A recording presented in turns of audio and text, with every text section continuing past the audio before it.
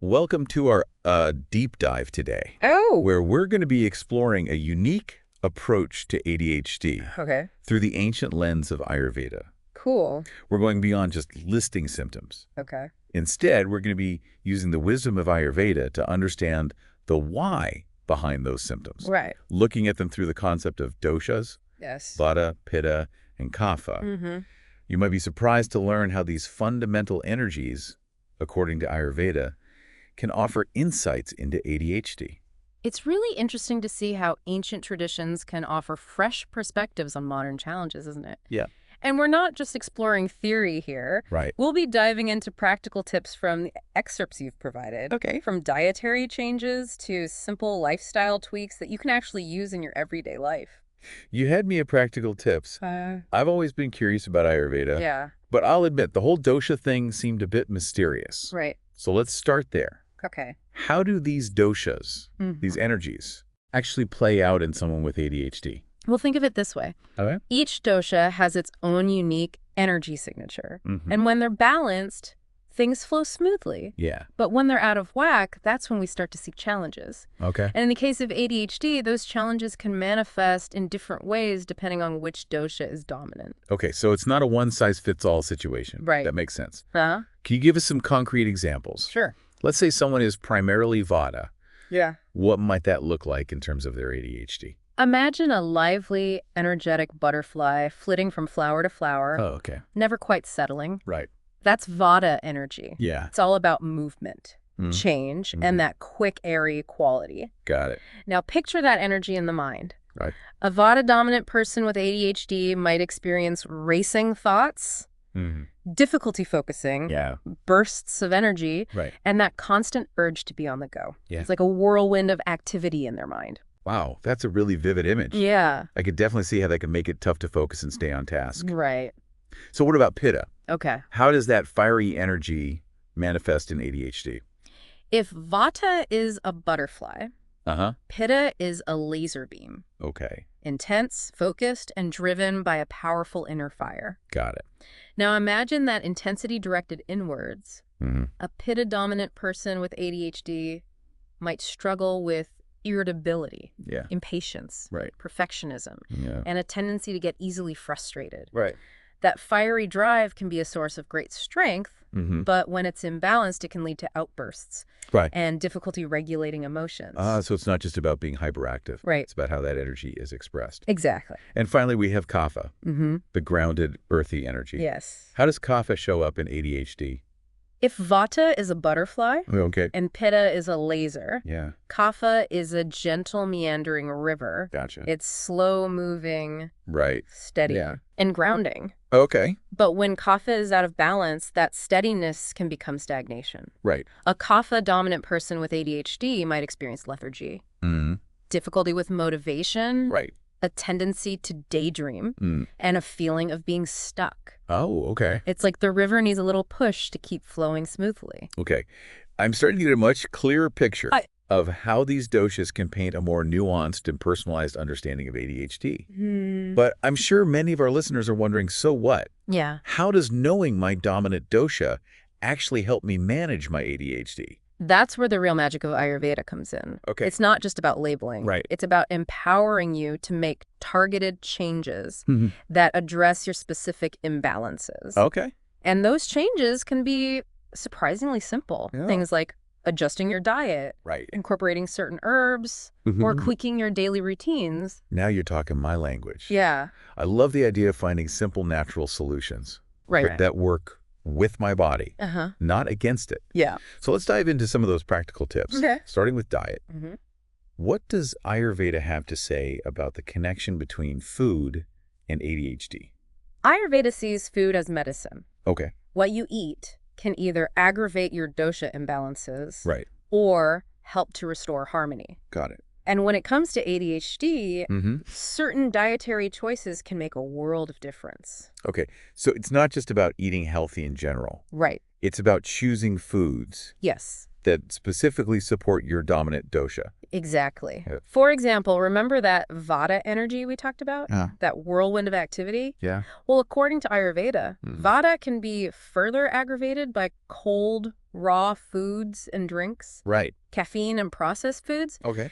These things can actually increase that sense of restlessness. Right. And make it harder to focus. So if you tend towards Vata that afternoon, coffee might actually be contributing to your restlessness, not helping it. That's right. But on the flip side, warm cooked foods, healthy fats like ghee and avocado, and sweet nourishing flavors can help to ground that Vata energy and promote a sense of calmness. So maybe swapping out that cold salad for a hearty bowl of soup could actually make a difference. It could. I'm starting to see how even small dietary shifts can have a big impact. Right.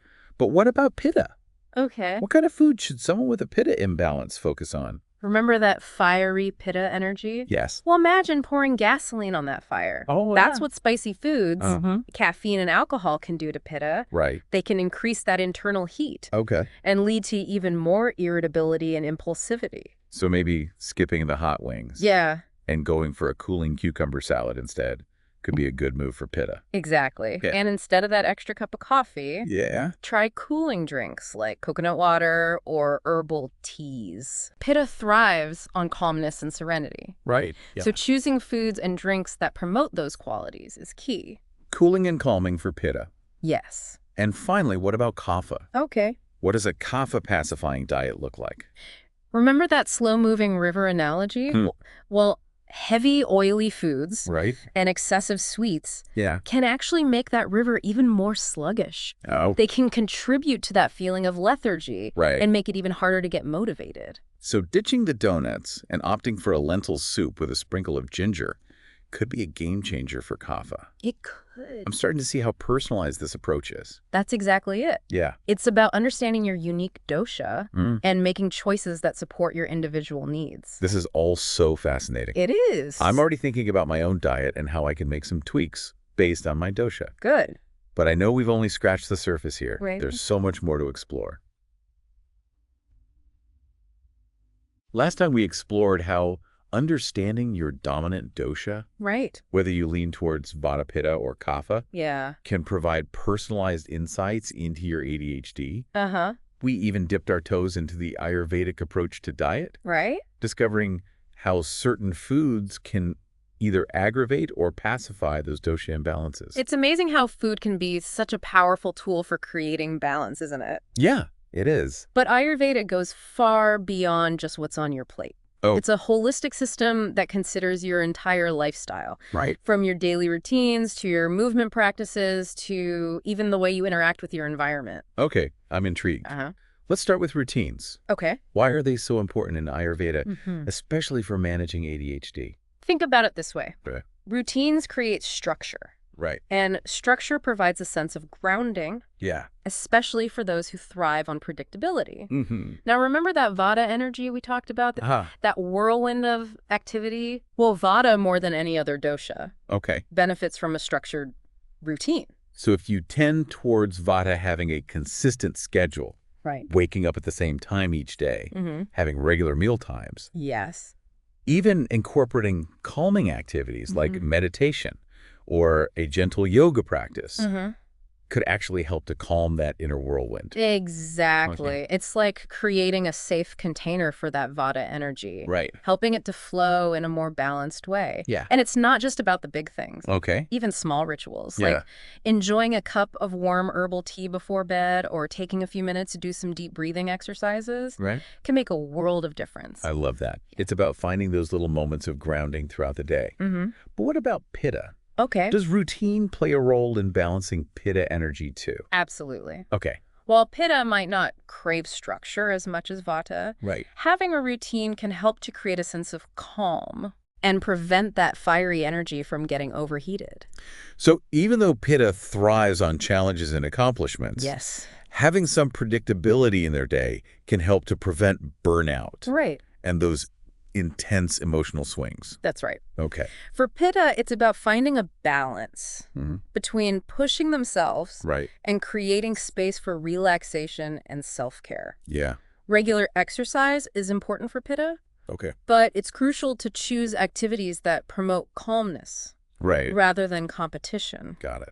Think gentle yoga swimming, or even just a peaceful walk in nature. So it's about channeling that fiery energy in a way that feels both productive and nurturing. Yes. And what about kapha? Okay. Does routine have the same impact on kapha energy? Routine is important for kapha too, okay, but in a slightly different way. Right. Remember that slow-moving river? Yeah. Well, routine can help to create momentum and prevent kapha from getting stuck in a rut. So for kapha, it's not so much about calming the energy as it is about stimulating and invigorating it. Exactly. Waking up early, getting some exercise first thing in the morning. Yeah. These are key habits for kapha. Got it. And throughout the day, it's important to keep things moving, both physically and mentally. Yeah. Trying new things, breaking up routines. Yeah. Even just changing your physical environment. Right. These can all help to stimulate kapha energy and prevent that feeling of stagnation. This is all so insightful. It's really making me think about my own daily routines and how I can tweak them to better support my dosha. But you mentioned something about the environment, too. Right. How does our environment play a role in Ayurvedic well-being, especially in the context of ADHD? Ayurveda recognizes that we are deeply interconnected with our surroundings. Okay. Everything from the colors we surround ourselves with, to the sounds we hear, to the air we breathe, can have an impact on our doshas. That's fascinating. So it's not just about what's happening inside our bodies. Right. It's about creating an external environment that supports balance as well. Exactly. Okay. And this is where the Ayurvedic principle of, if you can't eat it, don't put it on your skin, comes into play. Wait. Yeah. You're saying that what we put on our skin can actually affect our doshas? Absolutely.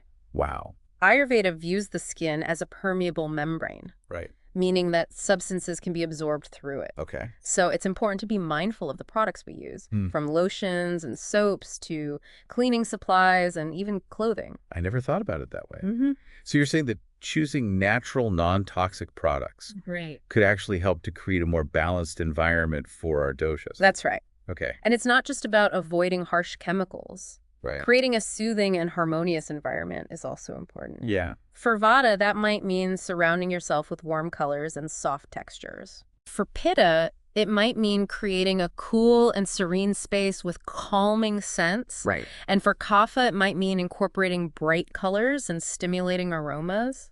Wow, this is really opening my eyes to the power of our surroundings. Yeah. It's making me want to go home and redecorate. Uh-huh.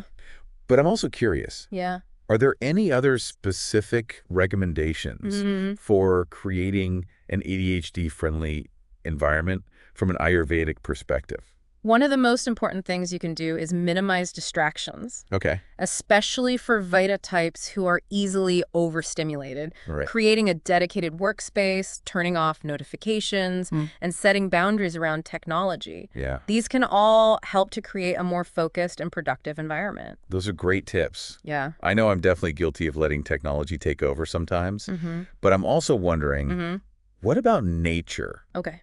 We talked about the importance of spending time outdoors for exercise. Right. But does nature have any other benefits from an Ayurvedic perspective? Nature is incredibly healing, especially for Vata and Pitta. Yeah. The fresh air, the sounds of birdsong, the grounding energy of the earth. Right. These can all help to calm the nervous system, reduce stress, and promote a sense of well-being. I can definitely attest to that. Good. I always feel so much more relaxed and centered after spending time outdoors. But what about those of us who live in cities or don't have easy access to nature? Right. Are there any ways to bring those elements into our homes? Absolutely. Oh. Even just adding a few plants to your home can make a difference. Or try incorporating natural elements into your decor. Yeah. Things like wood, stone, or water features. Those are great ideas. Yeah. I'm already feeling inspired to create a more nature-inspired space. But before we wrap up this part of our deep dive, I'm curious. Are there any specific recommendations for managing screen time from an Ayurvedic perspective? That's a great question. In Ayurveda, excessive screen time is seen as a Vata aggravating activity. Okay. The constant stimulation, the blue light, the mental engagement, Right. all of these can disrupt sleep. Yeah. increase anxiety, and contribute to that feeling of being scattered. So setting limits on screen time, Yes. especially in the evening before bed, could be a helpful step for all three doshas, Right. but especially for Vata. Exactly. Okay. And it's not just about the quantity of screen time, Right. but also the quality. Got it. Choosing calming, nature-inspired content over stimulating or stressful content can make a big difference. That's such a valuable reminder. Yeah. I know I'm definitely guilty of scrolling through social media before bed, and I can definitely feel the impact on my sleep. It's something we all struggle with in our modern world. Yeah. But by being mindful of our choices and incorporating simple Ayurvedic principles into our lives, we can create more balance and harmony. This has been so enlightening. We've covered so much ground. We have from routines and environment to screen time and the impact of technology. It's clear that Ayurveda offers a truly holistic approach to managing ADHD. It does. Recognizing that everything is interconnected. But I know there's still one more fascinating area we need to explore. Right. The world of Ayurvedic herbs and remedies. You're right. We'll be diving into that fascinating world in the final part of our deep dive. Yes. Stay tuned. Welcome back to the final part of our deep dive into Ayurveda and ADHD. Yeah. I'm really excited to explore this last piece of the puzzle. The world of Ayurvedic herbs and remedies. Right. It feels like we've been building up to this all along. It's a natural progression. Yeah. We've talked about how understanding your dominant dosha, whether you lean towards Vata, Pitta, or Kapha, can help you make choices that create more balance. Yeah. And we've explored how those choices go beyond just diet, influencing everything from your daily routines to your environment. So how do Ayurvedic herbs fit into this whole picture? Is it like taking a supplement to target specific symptoms? It's a bit more nuanced than that. And Ayurveda herbs are seen as powerful allies in restoring balance. Right. But they're not a quick fix. Got it. They're often used in conjunction with those lifestyle changes we've been discussing, creating a synergistic effect. So it's not about masking symptoms. Right. It's about addressing the root cause of the imbalance. Precisely. And the specific herbs recommended will depend on your individual constitution and the unique ways your ADHD manifests. Okay, let's get specific. Okay. What are some of the go-to herbs for Vata-dominant ADHD? Okay. You know, for those of us who feel like that butterfly flitting from thought to thought, struggling to stay grounded. Yes, the Vata whirlwind. Yeah. For Vata, calming the nervous system and promoting a sense of grounding is key. Right. Herbs like ashwagandha brahmi and jadamansi are often recommended to help soothe that erratic energy. I've heard of ashwagandha. Yeah. It seems to be everywhere these days. It is very popular. What makes it so beneficial for Vata? Okay. And what about those other herbs, brahmi and jadamansi? Well, ashwagandha is known for its adaptogenic properties. Okay. Meaning it helps the body adapt to stress. Right. It's like a gentle hug for the nervous system, helping to reduce anxiety and improve focus. Okay. Brahmi, on the other hand, is known for its memory-enhancing and cognitive-boosting properties. Got it. It's like giving your brain a little extra support to stay sharp. Yeah. And jadamansi, that's a beautiful herb for promoting restful sleep. Okay. Something that many Vata types struggle with. Wow. It sounds like these herbs really address those core Vata challenges. Yes. The anxiety, the difficulty focusing, the restless nights. It's like they're creating a sense of calm from the inside out. Yes. What about Pitta? Okay. What herbs can help to cool that fiery intensity? For Pitta, it's all about soothing that inner fire and promoting emotional balance. Cooling and nourishing herbs like Shatavari Guduchi and Amalaki are often recommended. Okay, I'm sensing a theme here. Working with the energy of the dosha rather than trying to suppress it? Exactly. So how do these herbs specifically benefit Pitta? Shatavari, for example, is like a gentle breeze on a hot day. It's cooling and calming, helping to pacify that fiery Pitta energy. Gotcha. Guduchi is another wonderful herb. It's known for its anti-inflammatory properties and its ability to support the immune system. Okay. And then we have Amalaki, a powerful antioxidant that helps to balance all three doshas. Oh, wow. But it's particularly beneficial for Pitta, helping to keep that fiery energy in check. It's amazing how these herbs can address both the physical and emotional aspects of Pitta. It is. The inflammation, the irritability, even the tendency to get overheated. Yeah. What about Kapha? What herbs can help to stimulate and invigorate that grounded, earthy energy. For kapha, we want to get that river flowing. Right. Herbs like ginger and turmeric are great for stimulating digestion and boosting energy levels. And then there's triphala, a classic Ayurvedic formula that's incredibly beneficial for kapha. I use ginger and turmeric all the time in my cooking. Yeah. But what's triphala? Okay. I've never heard of that one. Triphala is actually a combination of 3 fruits. Okay. Amlaki bibataki and haritaki. Right. And it's known for its gentle detoxifying properties. It helps to cleanse the digestive system. Got it. Which is especially important for kapha. Okay. As that sluggish digestion can really contribute to lethargy and brain fog. So it's not just about stimulating the energy. Right. It's about clearing out any stagnation. Exactly. That might be blocking that energy from flowing freely. It's like removing the dam. Okay. So that the river can flow smoothly again. This is all so fascinating. It really paints a picture of how Ayurveda uses herbs in such a targeted and personalized way. Yeah. But before we get too carried away, I think it's important to add a little disclaimer here. We're not suggesting that anyone should self-prescribe these herbs. Right. It's always best to consult with a qualified healthcare professional. Yes. Especially if you're taking any medications to ensure there are no interactions. Absolutely. An Ayurvedic practitioner can assess your individual needs, determine the appropriate herbs and dosages, and guide you on the safest and most effective way to incorporate them into your routine. It's always good to have expert guidance. This deep dive has been such a journey. It has. We've gone from exploring the basic principles of Ayurveda to understanding how those principles can be applied to ADHD in a truly personalized way. We've talked about diet, lifestyle, environment, and now these incredible herbs. A lot to think about. It's clear that Ayurveda offers a wealth of wisdom that can help us create more balance and well-being in our lives. It's been a pleasure sharing this journey with you and our listeners. Yeah, mine too. I hope this deep dive has sparked a sense of curiosity and a desire to explore further. I think it definitely has. So, dear listeners, we encourage you to continue this exploration. Yeah. Do some research, connect with an Ayurvedic practitioner, and most importantly, start experimenting.